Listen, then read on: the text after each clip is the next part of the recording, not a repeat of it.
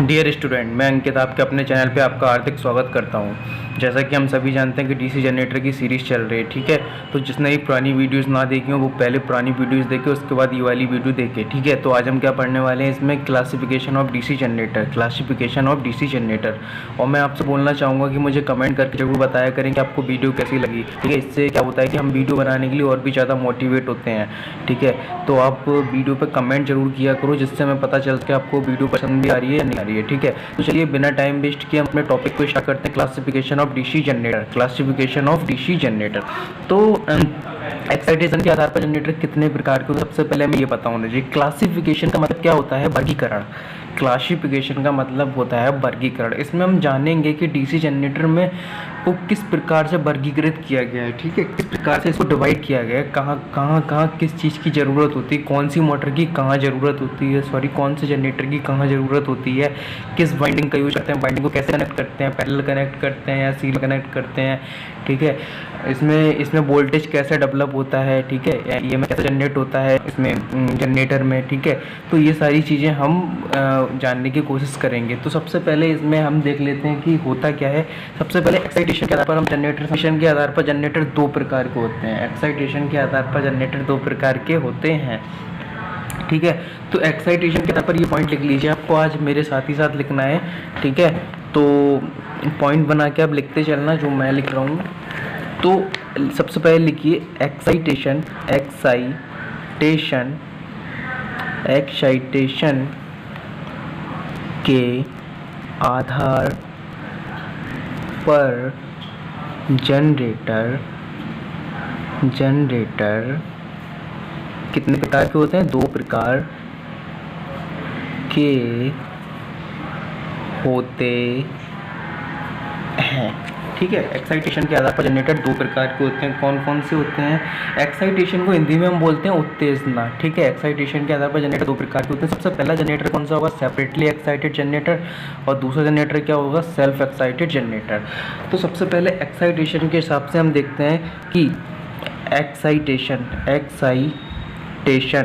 Excitation के behalf पे generator कितने प्रकार के होते हैं, टू टाइप के होते हैं। कितने टाइप के, टू टाइप के। कौन कौन से?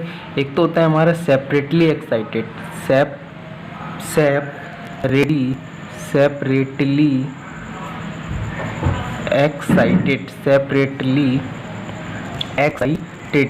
Separately excited DC generator. और क्या होता है, दूसरा होता है हमारा सेल्फ एक्साइटेड, ठीक है। सेल्फ एक्साइटेड डीसी जनरेटर, ठीक है। ये चीज़ क्लियर हो गई होगी। अब सेल्फ एक्साइटेड भी तीन भागों में डिवाइड रहता है। सेल्फ एक्साइटेड कितने भागों में डिवाइड रहता है, तीन भागों में डिवाइड होता है, ठीक है। सेल्फ एक्साइटेड के तीन भाग होते हैं। कौन कौन से? सबसे पहला होता है शंट जनरेटर, दूसरा होता है सीरीज जनरेटर, और तीसरा है कंपाउंड जनरेटर। ये भी तीन टाइप के होते हैं, ठीक है। तो कोई पूछेगा एक्साइटेशन के हिसाब से जनरेटर कितने प्रकार के होते हैं, दो प्रकार के होते हैं। पहला सेपरेटली एक्साइटेड जनरेटर, दूसरा सेल्फ एक्साइटेड जनरेटर, ठीक है। अभी मैं बताऊंगा आपको, एक पॉइंट समझाऊंगा इसमें, ठीक है। अब सेल्फ एक्साइटेड में इसमें तीन प्रकार के जनरेटर आते हैं। कौन कौन से? शंट जनरेटर, सीरीज जनरेटर और कंपाउंड जनरेटर, ठीक है। तो अब क्या है, कंपाउंड के अंदर भी दो प्रकार के जनरेटर होते हैं, ठीक है। कंपाउंड के अंदर भी दो प्रकार के जनरेटर होते हैं। पहला हमारा क्या है, लॉन्ग शंट, और दूसरा है हमारा शॉर्ट शंट, ठीक है। लॉन्ग शंट और शॉर्ट शंट, ठीक है। लॉन्ग शंट भी हमारे दो भागों में डिवाइड रहते हैं। लॉन्ग शंट भी कितने भागों में डिवाइड रहते हैं, दो भागों में डिवाइड रहते हैं। ये कौन कौन से होते हैं?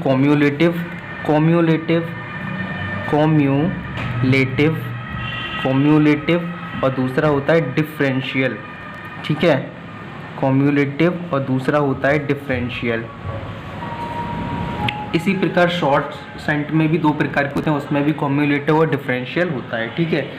अब कम्यूलेटिव में ग्राफ किस प्रकार से बनते हैं? ग्राफ तीन प्रकार से ग्राफ बनते हैं इसमें। पहला ग्राफ हमारा बनता है फ्लैट या लेवल, पहला ग्राफ हमारा बनता है फ्लैट या लेवल, मतलब फ्लैट ग्राफ बनेगा या लेवल बनेगा, ठीक है। और फिर दूसरा हमारा बनता है अंडर, और तीसरा होता है ओवर, ठीक है। इस प्रकार से हमारा हो गया डीसी जनरेटर का वर्गीकरण। डीसी जनरेटर का क्या हो गया, वर्गीकरण। अब हम समझ लेते हैं कि हमने ये क्यों किया। हमने ये इसलिए किया क्योंकि हमें ये सारे पॉइंट एक एक करके पढ़ने हैं। तो सबसे पहले हम इसमें पढ़ेंगे सेपरेटली एक्साइटेड डीसी जनरेटर के बारे में, सबसे पहले हम इसमें जानेंगे। उसके बाद हम सेल्फ एक्साइटेड के बारे में समझेंगे। उसके अंदर 3 जनरेटर होते हैं, शंट, सीरीज और कंपाउंड, ठीक है। इस तरीके से हम कनेक्शन करते हैं, ठीक है। उसके बाद कंपाउंड में भी 2 टाइप के होते हैं, लॉन्ग शंट, शॉर्ट शंट। फिर लॉन्ग शंट भी 2 टाइप के होते हैं, कम्युलेटिव और डिफरेंशियल, ठीक है। फिर कम्युलेटिव 3 टाइप के होते हैं। इसमें 3 प्रकार से क्या बनते हैं, जो हमारा क्या होता है कर्व होता है वो 3 प्रकार से बनता है। एक तो फ्लैट है, लेवल बन सकता है, अंडर या ओवर बन सकता है, ठीक है। 3 प्रकार से फ्लैट कर्व बन सकता है। तो ये चीज़ क्लियर हो गई होगी आपको। तो अब हम बात करते हैं सेपरेटली एक्साइटेड डीसी जनरेटर की, ठीक है। थोड़ा धैर्य बनाना जिससे कि हम आपको एक एक चीज़ बहुत अच्छे से समझा पाएँ, ठीक है। तो सेपरेटली एक्साइटेड डीसी जनरेटर की अब हम बात करते हैं। तो हम चलो नेक्स्ट पेज पे बात करेंगे सेपरेटली एक्साइटेड डीसी जनरेटर की। तो हम हेडिंग डाल लीजिए आप लोग, सेपरेटली, हेडिंग डाल लीजिए सेपरेटली,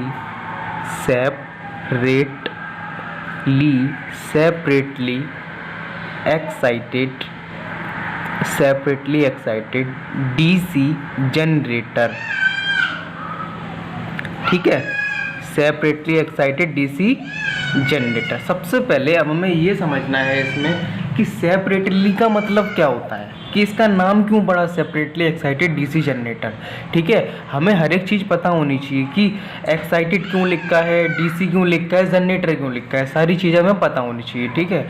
इसी प्रकार से हम सारे जनरेटर्स को डिस्कस करेंगे। तो पहली चीज़ क्या है, सेपरेटली एक्साइटेड। तो सेपरेटली का मतलब होता है अलग। क्या होता है सेपरेटली का मतलब, अलग, ठीक है।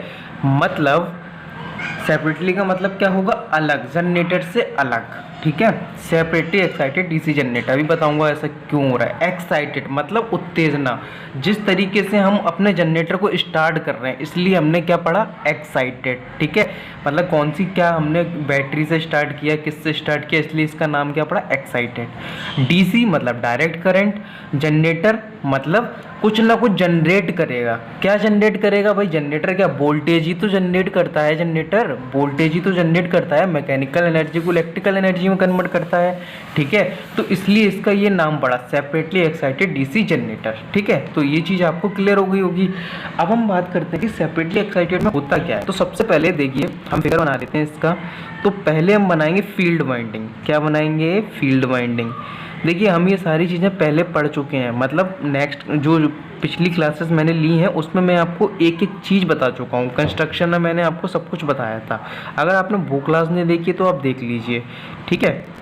तो ये हमारी कौन सी वाइंडिंग है, फील्ड वाइंडिंग। कौन सी वाइंडिंग है, फील्ड वाइंडिंग, ठीक है। इस पर लिख लीजिए फील्ड वाइंडिंग। फील्ड वाइंडिंग कौन सी वाइंडिंग होती है, फील्ड वाइंडिंग। और ये क्या दिया हमने, BDC, मतलब हमने इस पर DC सप्लाई दी, ठीक है। अब क्या है, अब हम जानते हैं कि जो ये वाइंडिंग होती है किसके ऊपर कनेक्ट होती है, पोल्स के ऊपर ही तो कनेक्ट होती है ये वाली वाइंडिंग। तो हमने मान लिया ये एक पोल है, ये क्या है, एक पोल है, ठीक है, ये पोल है। अब हमने जब इस पर सप्लाई दिया, हमने इस पर सप्लाई दी तो इसमें एक करंट आएगा, तो उस करंट का नाम हमने दिया IF। एफ हमने क्यों लिया, क्योंकि फील्ड वाइंडिंग। एफ हमने इसलिए लिया क्योंकि फील्ड वाइंडिंग, ठीक है। एफ का मतलब है फील्ड और आई का मतलब है करंट, तो फील्ड करंट। आई एफ का मतलब क्या हो गया यहाँ से, फील्ड करंट, ठीक है। तो इतना फिगर अभी तक आपको समझ में आ गया होगा। अब मैं आगे बात करता हूँ। आगे बात क्या करूँगा, देखिए अब मैं क्या करूँगा कि इसमें ये मैंने क्या कर दिया, एक हमने आर्मेचर लगा दिया। क्या लगा दिया, आर्मेचर, जो कि क्या करता है, रोटेट करता है। आर्मेचर क्या करता है, रोटेट करता है ना। और ये हमने क्या कर दिया, लोड कनेक्ट कर दिया। ये हमने क्या कनेक्ट कर दिया, लोड कनेक्ट कर दिया इस पर। अब ये क्या है, ये अभी बताता हूँ मैं आपको। देखिए ये है लोड, ये क्या है हमारा लोड, LOD, ये क्या है लोड, ठीक है।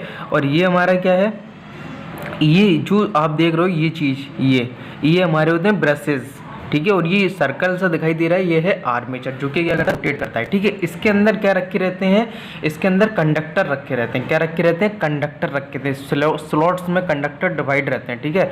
इसके अंदर क्या रखे जाते हैं, कंडक्टर। अब समझिए आप फिगर को, अब मैं समझाता हूँ आपको। मान लिया इसका रेजिस्टेंस है आर ए। मैं आर क्यों लिया मैंने यहाँ पे, क्योंकि आर्मेचर रेजिस्टेंस, और रेजिस्टेंस आर हमने इसलिए लिया रेजिस्टेंस के लिए, ए लिया हमने आर्मेचर के लिए, ठीक है, आर्मेचर, ठीक है, ये पूरा हमारा क्या है, आर्मेचर, ठीक। तो अब देखिए हमने इस पे डीसी सप्लाई दी थी, फील्ड वाइंडिंग पे हमने डीसी सप्लाई दी थी, फील्ड वाइंडिंग पे हमने क्या दे दी, डीसी सप्लाई दे दी, ये है हमारी फील्ड वाइंडिंग, इसको हमने डीसी सप्लाई दिया, तो ये क्या है, करंट डेवलप करेगा, करंट आएगा, नहीं आएगा, वोल्टेज देंगे तो करंट आएगा, तो IF करंट आया, ये करंट आगे बढ़ा तो इसने क्या, ये एक फ्लक्स डेवलप हुआ, इस कॉइल में एक फ्लक्स डेवलप हुआ जिसका नाम हमने क्या दिया, IF, ठीक है, IF। अब ये फ्लक्स क्या होगा, ये फ्लक्स क्या होगा, ये वाला फ्लक्स इस वाले आर्मेचर को काटेगा, ये आर्मेचर जो है ना सर्कल वाला, इसको काटेगा और इसके अंदर क्या रखे हैं, कंडक्टर रखे हैं, इसके अंदर क्या रखे हैं, कंडक्टर रखे हैं। अब हम जब जैसी ये फ्लक्स इस आर्मेचर को काटेगा और हम क्या करेंगे, ये मान लो ऐसे करके हम इसको क्या कर देंगे, मैकेनिकल इनपुट दे देंगे। कौन सा इनपुट दे देंगे, मैकेनिकल इनपुट। कौन सा इनपुट देंगे, मैकेनिकल इनपुट। मैकेनिकली इनपुट तो देते हैं भाई, जनरेटर को रोटेट करते हैं ऐसे करके, हम तो क्या करते हैं भाई, मैकेनिकली इनपुट देते हैं, तभी तो जनरेटर रोटेट करता है। तो मैग्नेटिक फील्ड में जो हमने जनरेटर को रोटेट कराया, मैग्नेटिक, देखिए ये फ्लक्स इसको काट रहा है, इस चीज़ को काट रहा है, तो और हम क्या करेंगे, जनरेटर को घुमा देंगे ऐसे करके, जनरेटर को ऐसे करके घुमाएंगे तो क्या होगा, हमने मैकेनिकल इनपुट दे दिया, मैकेनिकल इनपुट देगा तो हमें इसमें क्या, इस आर्मेचर में एक EMF इंड्यूस्ड हो जाएगा, मतलब वोल्टेज आ जाएगा, जिसको हम बोल देंगे EG, मतलब जनरेटेड EMF, कितना वोल्टेज जनरेट हुआ, ठीक है।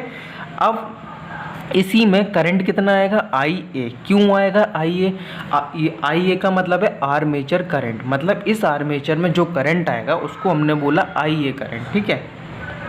अब करंट यहाँ से आगे बढ़ेगा तो यहाँ पे जो करंट आएगा वो आएगा IL।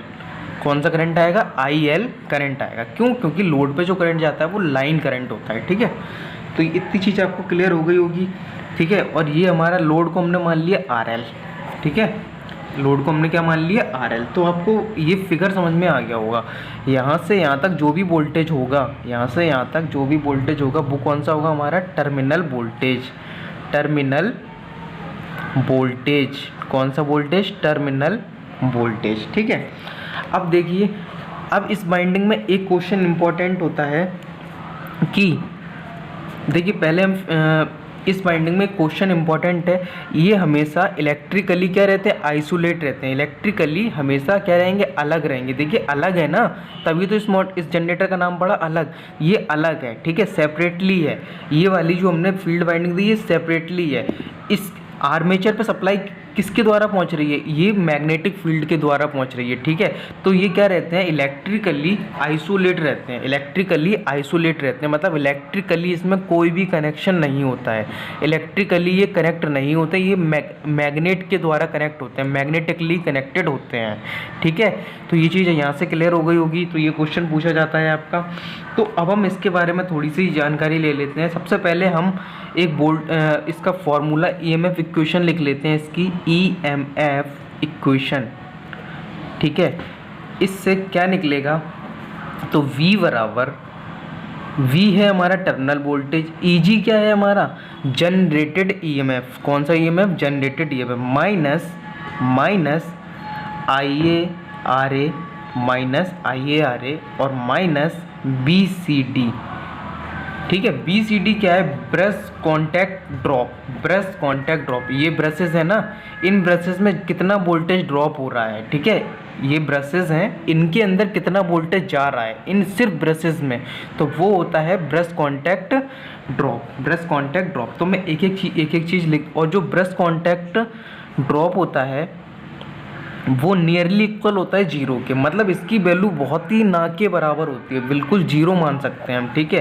तो इसलिए हम इसको कैलकुलेट नहीं करते हैं, तो सीधा लिख देंगे हम V बराबर EG माइनस का IaRa, ठीक है। ये हमारा आज आ गया क्या, वोल्टेज आ गया निकल के। इसकी ज़रूरत हमें पड़ती है कहाँ पे, न्यूमेरिकल्स में, ठीक है। तो अब हम समझ लेते हैं कि EG क्या है। EG क्या है हमारा, जनरेटेड EMF, ओके। और IA क्या है, आर्मेचर करंट, ठीक है, आर्मेचर करंट। और आर क्या है, आर्मेचर रजिस्टेंस, आर्मेचर रजिस्टेंस, ठीक है। तो यहाँ तक ये चीज़ क्लियर हो गई होगी, आर्मेचर रजिस्टेंस, ठीक है। अब हम आगे बात करते हैं आर्मेचर रेजिस्टेंस की। हमने बात कर ली, ये फॉर्मूला समझ में आ गया, V बराबर Eg माइनस IaRa, ठीक है। तो अब हम जान लेते हैं कि यहाँ से क्वेश्चन क्या बनते हैं, ठीक है। क्वेश्चन क्या बनेंगे यहाँ से, क्वेश्चन हमारे क्या बनते हैं, इस जनरेटर का हम यूज कहाँ करते हैं। सबसे पहले तो यूज़ समझ लेते हैं, इसका यूज कहाँ करते हैं। तो सबसे पहले हम जानते हैं, सॉरी मैं आपको VCD बताना भूल गया। VCD क्या होता है हमारा, VCD मैंने वैसे बोल तो दिया था, आप लिख लेना, ब्रश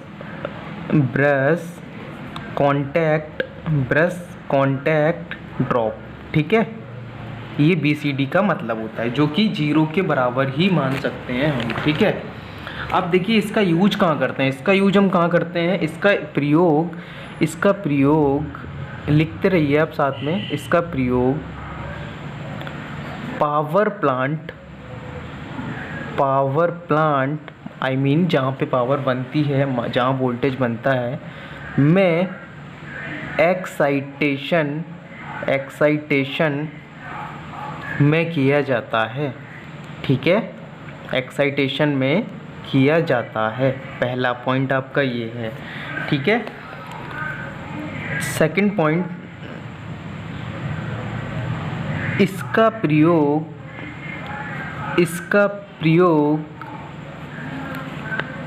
वर्ड लियोनार्ड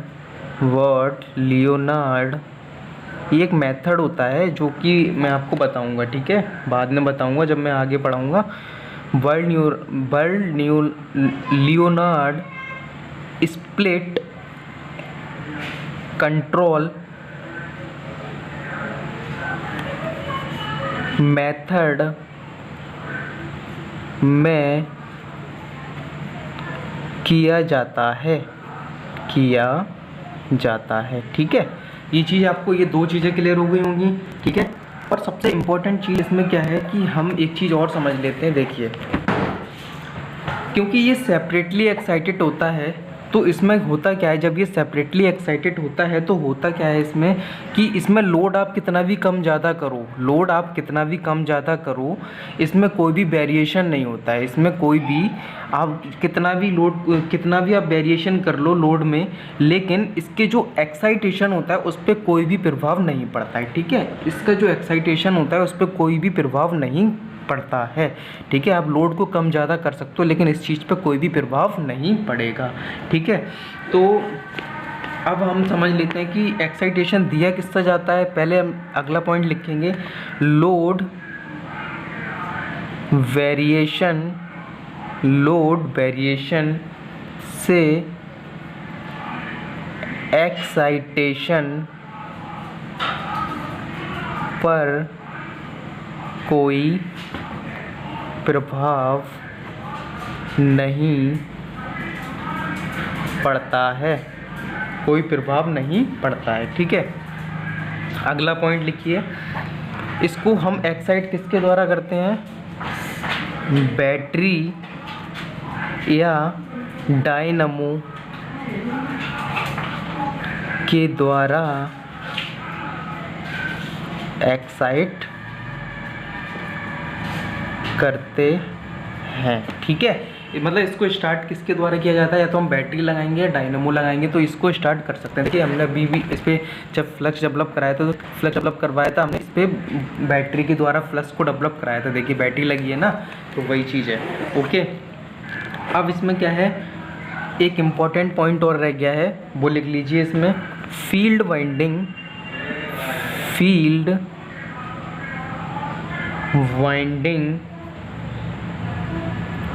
क्या होती है, फील्ड वाइंडिंग आइसोलेट होती है। फील्ड वाइंडिंग यहाँ पे आप इलेक्ट्रिकली और लिख लेना, इलेक्ट्रिकली आइसोलेट होती है। आइसोलेट का मतलब अलग होती है, ठीक है। आइसोलेट का मतलब अलग होती है, ठीक है। लेकिन लेकिन मैग्नेटिकली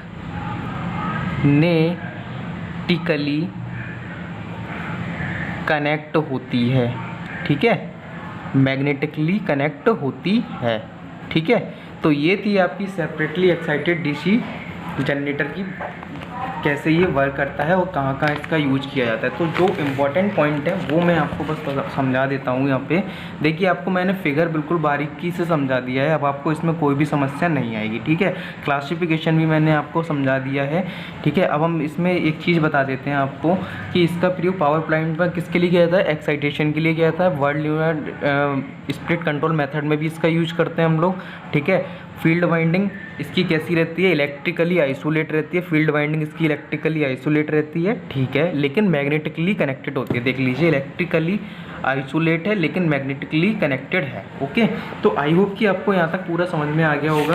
तो आप इसका क्या कर सकते हैं, एक बार स्क्रीनशॉट ले सकते हैं जिससे कि आपको कोई भी समस्या ना आए। ठीक है, अब हम ऐसे ही आगे डिस्कस करेंगे। सेल्फ एक्साइटेड के बाद शंट सीरीज़ कंपाउंड, ये सब हम एक एक मोटर, एक एक जनरेटर को बिल्कुल डिटेल में डिस्कस करेंगे। इसलिए आप लोग टेंशन मत लीजिए, सारी चीज़ों को बिल्कुल डिटेल में डिस्कस किया जाएगा। देखिए, डीसी जनरेटर और डीसी मोटर आपके लिए बहुत इंपॉर्टेंट है, इसलिए मैं आपको बहुत आराम से पढ़ाऊँगा, इसको स्लो पढ़ाऊँगा, जिससे आप सभी को ये चीज़ क्लियर हो। बच्चों को इसमें सबसे ज़्यादा प्रॉब्लम आती है और ये पेपर में भी बहुत ज़्यादा पूछा जाता है। और हाँ, एक बात और मैं बोलना चाहूँगा कि जो भी सेकेंड ईयर के हमारे स्टूडेंट हैं उनके लिए एक अपॉर्चुनिटी है कि यूपीपीसीएल में वैकेंसी आई है। अगर कोई भी चाहे तो उसको फॉर्म फिल कर सकता है सेकेंड ईयर की स्टूडेंट। और अगर चाहे तो मैं इसमें एक ऑनलाइन आपका बैच स्टार्ट करना चाहता हूं। अगर आप एग्री हो तो मेरे को बताना, मैं आपका एक बैच स्टार्ट कर दूंगा ऑनलाइन, जिससे कि हम आपको यूपीपीसीएल की अच्छी तैयारी करवा पाएँ। ठीक है, तो all the very best for your coming exam. Thank you.